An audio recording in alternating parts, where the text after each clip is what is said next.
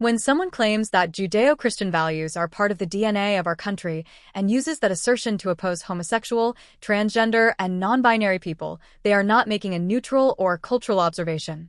They are, in effect, framing LGBTQ individuals as an invasive threat to the nation's very identity, as something foreign, unnatural, and undesirable. In biological terms, anything foreign to DNA is treated as a pathology, a virus, a mutation, or cancer. Therefore, such rhetoric implies that homosexual, transgender, and non-binary people are not simply outsiders, but are portrayed as a disease that must be eradicated to preserve the so-called purity of the national body. This kind of language is not accidental.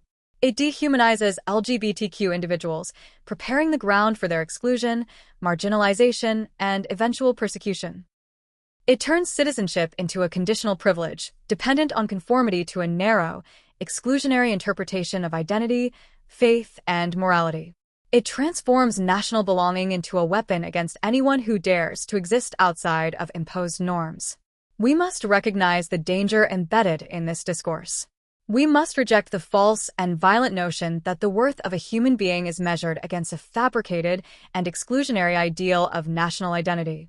We must affirm, with clarity and urgency, that homosexual, transgender, and non-binary people are not intrusions upon society.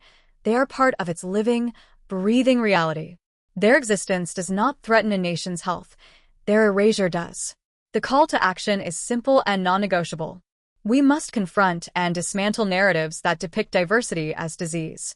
We must expose the language that turns living people into targets. We must affirm, at every opportunity, that there is no DNA of any country that justifies hatred, exclusion, or dehumanization. The future belongs to those who defend life in all its authentic, diverse forms, not to those who fear it.